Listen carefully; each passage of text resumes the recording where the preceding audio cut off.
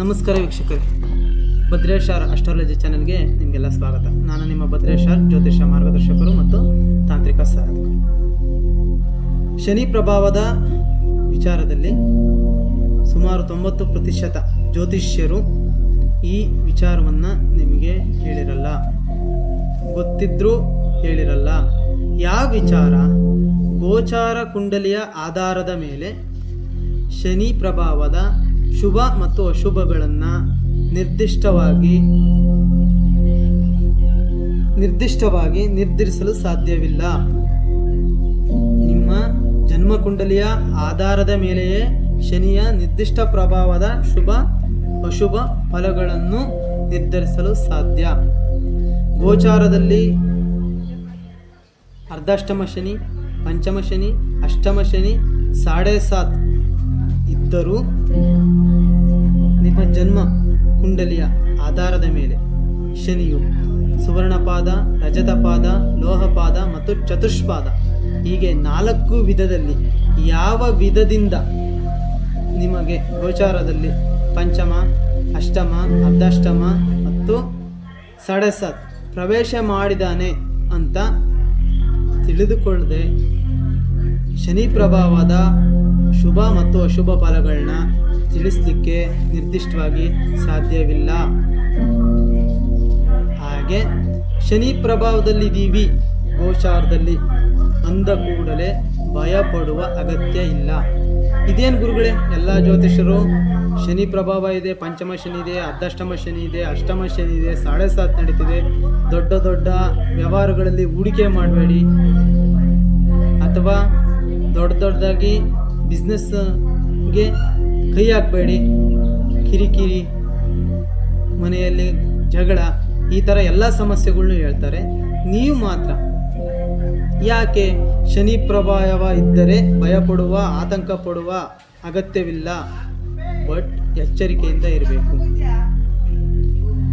7.5ನ ಆರಂಭದಲ್ಲಿರ್ತಕ್ಕಂಥ ಮೇಷರಾಶಿಯವರಿಗೆ, ಅಷ್ಟಮ ಶನಿ ಪ್ರಭಾವದಲ್ಲಿರ್ತಕ್ಕಂಥ ಸಿಂಹರಾಶಿಯವರಿಗೆ, ಅರ್ಧಾಷ್ಟಮ ಶನಿ ಪ್ರಭಾವದಲ್ಲಿರ್ತಕ್ಕಂಥ ಧನುರಾಶಿಯವರಿಗೆ, ಪಂಚಮ ಶನಿ ಪ್ರಭಾವದಲ್ಲಿರ್ತಕ್ಕಂಥ ವೃಶ್ಚಿಕ ರಾಶಿಯವರಿಗೆ ಹಾಗೂ 7.5ನ ಉತ್ತರಾರ್ಧ ಭಾಗ ಕೊನೆ ಹಂತದಲ್ಲಿರ್ತಕ್ಕಂಥ ಕುಂಭರಾಶಿಯವರಿಗೆ ಮತ್ತು ಜನ್ಮಶನಿ 7.5 7 ವರ್ಷ ಶನಿಯ 7.5ಯ ಜನ್ಮಶನಿ ಪ್ರಭಾವದಲ್ಲಿರ್ತಕ್ಕಂಥ ಮೀನರಾಶಿಯವರು, 6 ರಾಶಿಯವರು ನೋಡಲೇಬೇಕಾದ ವಿಡಿಯೋ ಇದು. ಏನು ಗುರುಗಳೇ, ನೀವು ಮಾತ್ರ ಶನಿ ಪ್ರಭಾವದ ಬಗ್ಗೆ ಆತಂಕ ಬೇಡ, ಭಯ ಬೇಡ, ಎಚ್ಚರ ಇರಲಿ ಅಂತ ಹೇಳಿದ್ರಲ್ಲ, ಯಾಕೆ ಗುರುಗಳೇ ಅಂತಂತಂದರೆ ಶನಿ ಕರ್ಮಫಲದಾತ. ನಮ್ಮ ಪೂರ್ವಜನ್ಮದ ಪಾಪ ಫಲಗಳಿಗೆ, ಪುಣ್ಯ ಫಲಗಳಿಗೆ ಮತ್ತು ನಮ್ಮ ಈಗಿನ ಜನ್ಮದ ಪಾಪ ಫಲಗಳಿಗೆ ಮತ್ತು ಪುಣ್ಯ ಫಲಗಳಿಗೆ ಅದರ ಅನುಸಾರವಾಗಿ ಕರ್ಮಫಲಗಳನ್ನು ನೀಡೋನೆ ಕರ್ಮಫಲದಾತ. ಪಾಪ ಕಾರ್ಯಗಳಿಗೆ ಮಾತ್ರ ಶನಿ ಕಷ್ಟ ಕೊಡ್ತಾನ? ಇಲ್ಲ. ನಿಮ್ಮ ಪೂರ್ವಜನ್ಮದ ಸತ್ಕಾರ್ಯಗಳಿಗೂ ಮತ್ತು ಈಗಿನ ಜನ್ಮದ ಸತ್ಕಾರ್ಯಗಳಿಗೂ ಎರಡಕ್ಕೂ ಶುಭ ಫಲಗಳನ್ನೇ ಕೊಡ್ತಾನೆ. ಆದರೆ ಶನಿ ನಿಮ್ಮ ರಾಶಿ ಪ್ರವೇಶ ಮಾಡಿದಾಗ ಶುಭ ಫಲಗಳನ್ನು ಕೊಡ್ತಾನ, ಅಶುಭ ಫಲಗಳು ಕೊಡ್ತಾನ, ಅಹಿತಕರ ಫಲಗಳನ್ನು ಕೊಡ್ತಾನ ಅಂತ ತಿಳ್ಕೋಬೇಕು ಅಂದರೆ ಶನಿ ಯಾವ ಪಾದದಿಂದ ನಿಮ್ಮ ರಾಶಿನ ಪ್ರವೇಶ ಮಾಡಿದಾನೆ ಜನ್ಮಕುಂಡಲಿಯಲ್ಲಿ ಅನ್ನೋದು ತುಂಬ ಮುಖ್ಯ. ಏನು ಗುರುಗಳೇ ಶನಿ ಬಗ್ಗೆ ಇಷ್ಟೊಂದು ನೀವೇ ಫಸ್ಟ್ ಹೊಗಳ್ತಾ ಇರೋದು ಅಂತಂತಂದರೆ, ನವಗ್ರಹಗಳಲ್ಲಿ ಶನಿಗೆ ಅತ್ಯಂತ ಮಹತ್ವ ಮತ್ತು ಶಕ್ತಿಯುತ ಗ್ರಹ. ಹೇಗೆ ಅಂದರೆ ಶನಿ ಸಕಲ ಜೀವರಾಶಿಗಳನ್ನು ಸನ್ಮಾರ್ಗಕ್ಕೆ ಅಥವಾ ಅವುಗಳ ಕರ್ಮದ ಆಧಾರದ ಮೇಲೆ ಫಲಗಳನ್ನು ನೀಡುವಾತ. ಶನಿ ರವಿಯಂತೆ ಅಧಿಕಾರ, ವರ್ಚಸ್ಸು, ಗೌರವ ಕೊಡ್ತಾನೆ, ಕೊಡೋ ಶಕ್ತಿ ಶನಿಗಿದೆ. ಚಂದ್ರನಂತೆ ಮನಸ್ಸಿಗೆ ಶಾಂತಿ ಕೊಡ್ತಾನೆ, ಮಂಗಳನಂತೆ ಧೈರ್ಯ ಕೊಡ್ತಾನೆ, ಬುಧನಂತೆ ಬುದ್ಧಿವಂತಿಕೆ, ಬುದ್ಧಿಚಾತುರ್ಯ ಕೊಡ್ತಾನೆ, ಗುರುವಿನಂತೆ ಮಾರ್ಗದರ್ಶನ. ಯಾಕೆಂದರೆ ಸಕಲ ಜೀವರಾಶಿಗಳನ್ನು ಅವನು ಸರಿಯಾದ ಮಾರ್ಗದಲ್ಲಿ ನಡೆಸಬೇಕಾಗಿರೋದ್ರಿಂದ ಗುರುವಿನಂತೆ ಮಾರ್ಗದರ್ಶನ, ಧನಲಾಭ ಕೊಡ್ತಾನೆ. ಶುಕ್ರನಂತೆ ಅನಿರೀಕ್ಷಿತ ಧನಲಾಭ ಅಥವಾ ಪತಿಯ ಮಾತನ್ನು ಕೇಳುವಂಥ ಸತಿಯನ್ನು ಕೊಡೋ ಶಕ್ತಿ ಶನಿಗಿದೆ. ಹಾಗೆ ನಿಧಾನಗತಿ ಮಂದಗತಿಯನ್ನು ಕರುಣಿಸ್ತಾನೆ. ರಾಹುಕೇತುಗಳಂತೆ ಕಾಡಾಟವನ್ನು ಮಾಡ್ತಾನೆ. ಹಾಗಾಗಿ ನವಗ್ರಹಗಳಲ್ಲಿ ಶನಿಗೆ ಮಹತ್ವವಾದ ಶಕ್ತಿ ಅಥವಾ ಮಹತ್ವವಿದೆ. ತ್ರಿಮೂರ್ತಿಗಳನ್ನು ಹೊರತುಪಡಿಸಿದರೆ ಸೃಷ್ಟಿಯಲ್ಲಿ ಸಕಲ ಜೀವರಾಶಿಗಳಿಗೂ ಕರ್ಮಫಲ ಮತ್ತು ಸನ್ಮಾರ್ಗಕ್ಕೆ ತರತಕ್ಕಂಥ ಕಾರ್ಯ ಶನಿಗೆ ಮಾತ್ರ ಇದೆ. ಹಾಗಾಗಿ ಶನಿಗೆ ನವಗ್ರಹಗಳಲ್ಲಿ ತುಂಬ ಮಹತ್ವ ಇದೆ. ಇನ್ನು ದೊಡ್ಡ ದೊಡ್ಡ ಹೂಡಿಕೆಗಳು, ಧನಲಾಭ ವಿಚಾರಗಳಲ್ಲಿ ಬಂದಾಗ ಶನಿ ಪ್ರಭಾವ ಇದ್ದಾಗ ಹೂಡಿಕೆ ಮಾಡಬೇಡಿ, ಅಥವಾ ಶನಿ ಪ್ರಭಾವ ಇದ್ದಾಗ ವ್ಯಾಪಾರಗಳಿಗೆ ಕೈ ಹಾಕಬೇಡಿ. ಇದು ತಪ್ಪು. ನಾವು ಯಾವಾಗಲೂ ದೊಡ್ಡ ದೊಡ್ಡ ಹೂಡಿಕೆಗಳು, ವ್ಯವಹಾರಗಳು ಮಾಡಬೇಕಾದ್ರೆ ನಮ್ಮ ಜಾತಕದಲ್ಲಿ ಶುಕ್ರ, ಗುರು, ಶನಿ ಸ್ಥಾನ ನೋಡಬೇಕು. ಯಾಕೆ ಅಂದರೆ ಈ ಮೂರು ಗ್ರಹಗಳು ಧನಕಾರಕರು. ಶುಕ್ರ ನಿರೀಕ್ಷಿತ ಧನಲಾಭನ ಸೂಚಿಸ್ತಾನೆ, ಗುರು ಒಂದು ನಿರ್ದಿಷ್ಟ ಧನಲಾಭನ ಸೂಚಿಸ್ತಾನೆ. ಆದರೆ ಶನಿ ಮಾತ್ರ ನಿಧಾನವಾದರೂ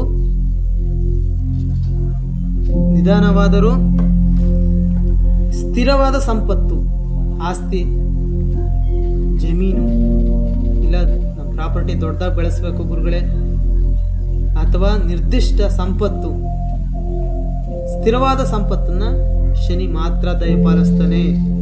ಹಾಗಾಗಿ ಶನಿ ಪ್ರಭಾವ ಇದ್ದಾಗ ಅದು ನಿಮ್ಮ ಗೋಚಾರದಲ್ಲಿ ಅರ್ಧಾಷ್ಟಮ ಶನಿ, ಪಂಚಮ ಶನಿ, ಅಷ್ಟಮ ಶನಿ, 7.5 ಯಾವುದೇ ಶನಿ ಪ್ರಭಾವ ಇದ್ರೂ ಸಹಿತ ಕೆಲವೊಂದು ಬಾರಿ ಶುಭ ಫಲಗಳೇ ನಿಮಗೆ ಸಿಗ್ತವೆ.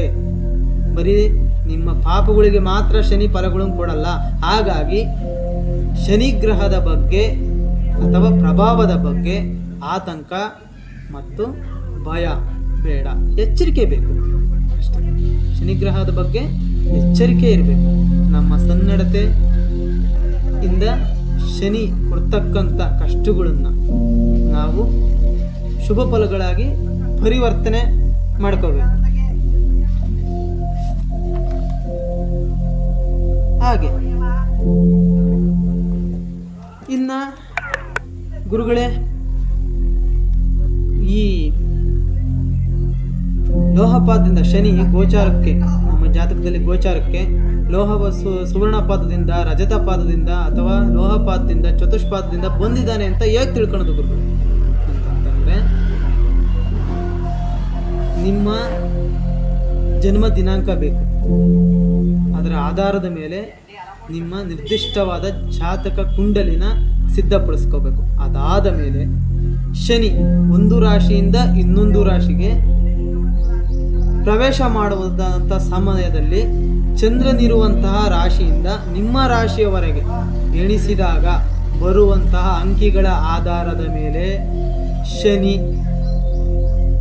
ನಿಮಗೆ ಶುಭ ಫಲಗಳನ್ನ, ಅಶುಭ ಫಲಗಳನ್ನ ಅಥವಾ ಅಹಿತಕಾರಿ ಫಲಗಳನ್ನ ಕೊಡ್ತಿದ್ದಾನ, ಯಾವ ಪಾದದಿಂದ ನಿಮ್ಮ ರಾಶಿಯಲ್ಲಿ ಅಥವಾ ಗೋಚಾರದಲ್ಲಿ ನಿಮಗೆ ಪಂಚಮ ಶನಿ, ಅರ್ಧಾಷ್ಟಮ ಶನಿ, ಅಷ್ಟಮ ಶನಿ, 7.5 ಶನಿ ಪಾದಾರ್ಪಣೆ ಮಾಡಿದ್ದಾನೆ ಅಂತ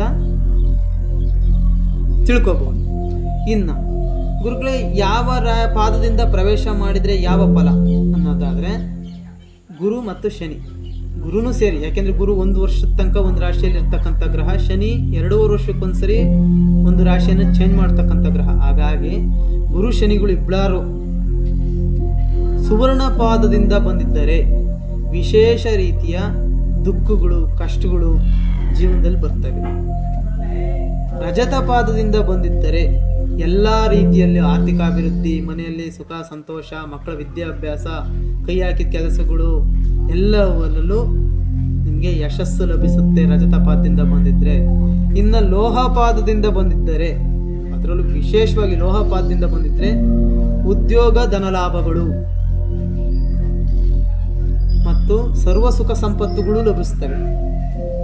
ಚತುಷ್ಪಾದದಿಂದ ಬಂದಿದ್ರೆ ಗುರುಗಳೇ, ಚತುಷ್ಪಾದದಿಂದ ಬಂದಿದ್ರೆ ದೇಹಕ್ಕೆ ಅಂದರೆ ಆರೋಗ್ಯಕರ ಸಮಸ್ಯೆ, ಕೈಗೊಂಡ ಕೆಲಸ ಕಾರ್ಯಗಳು, ಉದ್ಯೋಗಗಳಲ್ಲಿ ಹಾನಿ,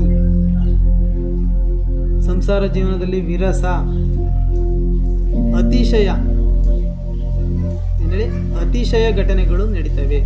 ನಿಮ್ಗೆ ಅರ್ಥ ಆಗಂಗೆ ಹೇಳ್ಬೇಕು ಅಂತಂತಂದರೆ, ಶನಿ ಸುವರ್ಣಪಾದದಿಂದ ಬಂದಿದ್ದರೆ ಸಹಜವಾದ ಸಮಸ್ಯೆಗಳು, ಲೋಹಪಾದದಿಂದ ರಜತಪಾದದಿಂದ ಬಂದಿದ್ರೆ ಎಲ್ಲ ರೀತಿಯಲ್ಲೂ ಸ್ವಲ್ಪ ಅನುಕೂಲ ಮಾಡಿಕೊಡ್ತಾನೆ. ತಾಮ್ರಪಾದದಿಂದ ಬಂದಿದ್ರೆ ಸರ್ವತೋಮುಖವಾಗಿ ನಿಮ್ಮನ್ನು ಅಭಿವೃದ್ಧಿಪಡಿಸ್ತಾನೆ. ಅದೇ ಚತುಷ್ಪಾದದಿಂದ ಬಂದಿದ್ರೆ ನಿಮ್ಮ ಪಾಪಗಳಿಗೆ ಶಿಕ್ಷೆ ಕೊಡಲಿಕ್ಕೆ, ನಿಮ್ಮನ್ನ ಸರಿದಾರಿ ತರಲಿಕ್ಕೆ, ನರಳಿಸಿ ಹೊರಗಿಸಿ, ನಿಮ್ಮನ್ನ ಯಾವ ಜನ್ಮದಲ್ಲಿ ಏನು ಪಾಪ ಮಾಡಿದ್ನಪ್ಪ ಅನ್ನೋವಷ್ಟು ಮಷ್ಟಿಗೆ ನಿಮ್ಮನ್ನ ತಿದ್ದಿ ತೀಡ್ತಾನೆ.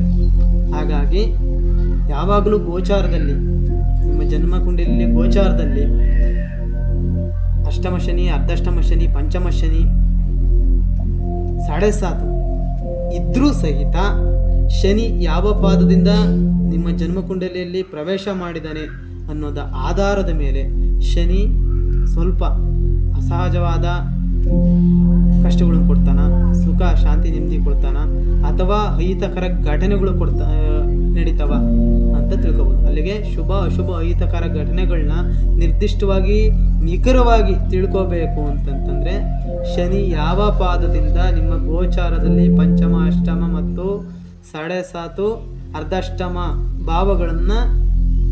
ಭಾವಗಳಲ್ಲಿ ಬಂದು ನಿಂತಿದ್ದಾನೆ ಅನ್ನೋದು ತಿಳ್ಕೊಳ್ಳೋದು ತುಂಬ ಮುಖ್ಯ. ಎಲ್ಲ ನಿಷ್ಠಕ್ಕೂ ಶನೇಶ್ವರನೇ ಕಾರಣ, ಅಥವಾ ರಾಮೇಶ್ವರಕ್ಕೆ ಹೋದರೂ ಶನೇಶ್ವರನ ಕಾಟ ತಪ್ಪಲಿಲ್ಲ ಅಂತೇಳಿ ಶನಿನ ದೂಷಿಸೋದಲ್ಲಿ, ಅವನ ಅವಕೃಪೆಗೆ ಪಾತ್ರರಾದಲ್ಲಿ ಅದು ತಪ್ಪು, ಹೊಣೆಗಾರಿಕೆ ನಿಮ್ಮದೇ. ಸರಿನಾ? ಈಗ ಈ 6 ರಾಶಿಯವರು, ಮೇಷ, ಸಿಂಹ, ವೃಶ್ಚಿಕ, ಧನಸ್ಸು, ಕುಂಭ, ಮೀನ ರಾಶಿ, ಈ 6 ರಾಶಿಯವರು ಶನಿ ಯಾವ ಪಾದದಿಂದ ನಮ್ಮ ಜನ್ಮಕುಂಡಲಿನ ಪ್ರವೇಶಿಸಿದ್ದಾನೆ, ಆ ರಾಶಿಯಲ್ಲಿ 2.5 ವರ್ಷ ನಮ್ಗೆ ಏನು ಫಲಗಳನ್ನು ಕೊಡ್ತಾನೆ, ಶುಭ ಫಲಗಳನ್ನ ಅಥವಾ ಅಶುಭ ಫಲಗಳನ್ನ, ಅಹಿತಕಾರ ಘಟನೆಗಳನ್ನ, ಯಾವ ಫಲಗಳನ್ನು ಕೊಡ್ತಾನೆ ಅಂತ ತಿಳ್ಕೋಬೇಕು ಅಂತ ನಿಮಗಿದ್ರೆ ವಿಡಿಯೋ ಕೆಳಗೆ ಕಾಣ್ತಾ ಇರ್ತಕ್ಕಂಥ ವಾಟ್ಸಪ್ ನಂಬರ್ಗೆ ಮೆಸೇಜ್ ಮಾಡಿ ಆನ್ಲೈನ್ ಕನ್ಸಲ್ಟೇಷನ್ ತಗೊಳ್ಳಿ. ಫೋನ್ ಕಾಲ್ ಮುಖಾಂತರ ಪರಿಹಾರ ಹೇಳ್ತೀನಿ. ಇದೊಂದೇ ವಿಚಾರ ಅಂತಲ್ಲ, ಜಾತಕ ವಿಶ್ಲೇಷಣೆ ಮಾಡಿ ಪರಿಹಾರ ಹೇಳ್ತೀನಿ. ಹಠಮಂತ್ರ ಆಗಿರ್ಬೋದು, ದೃಷ್ಟಿದೋಷ ಆಗಿರ್ಬೋದು, ನಮ್ಮಂಥ ತಾಂತ್ರಿಕರು ಮಾಡಿರ್ತಕ್ಕಂಥ ಕೈಗಾರಿಕೆ ಆಗಿರ್ಬೋದು, ಯಾವುದೇ ರೀತಿಯ ಚೌಡಿ ಪ್ರಯೋಗಗಳಾಗಿರ್ಬೋದು, ಯಾವೇ ಇದ್ದರೂ ಪರಿಹಾರ ಸೂಚಿಸ್ತೀನಿ.